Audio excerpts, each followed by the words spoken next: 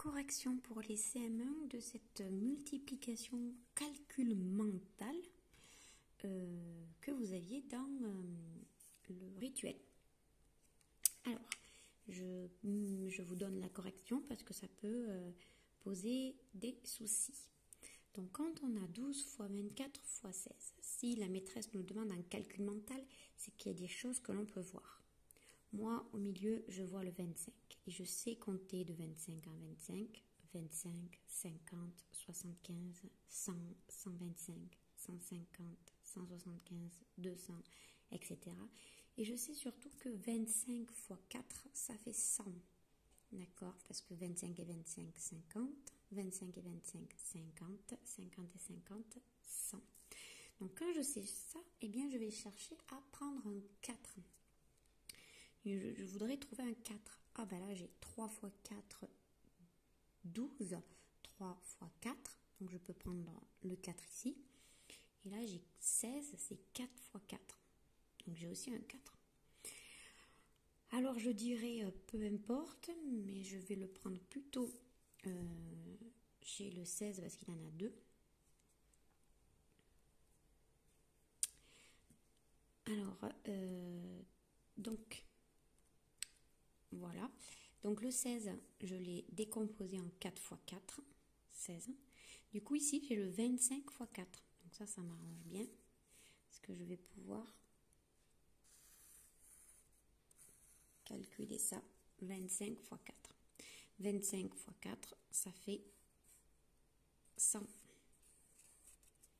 Voilà.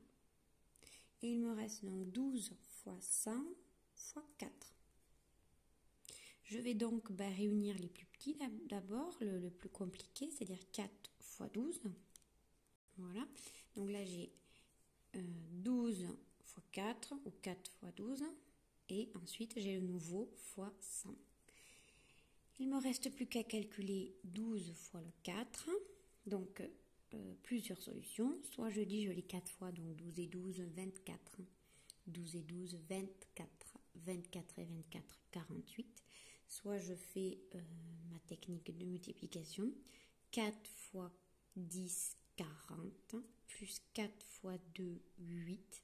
40 plus 8, 48 fois 100.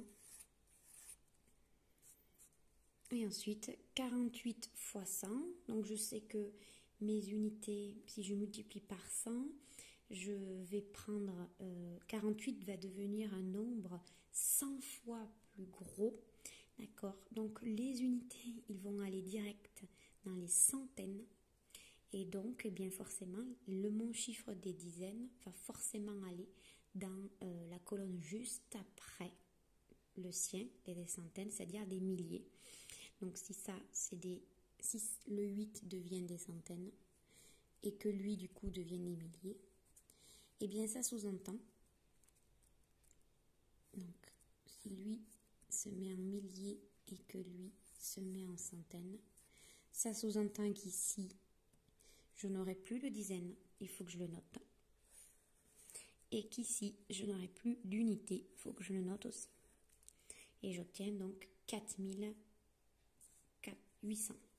Alors bien sûr, ensuite, lorsqu'on a bien compris le sens de fois 100, c'est-à-dire qu'on décale de 2 colonnes dans le tableau de numération, on dit simplement que 48 fois 100, quand je multiplie un nombre entier par 100, eh bien je vais lui rajouter les 2 zéros. D'accord?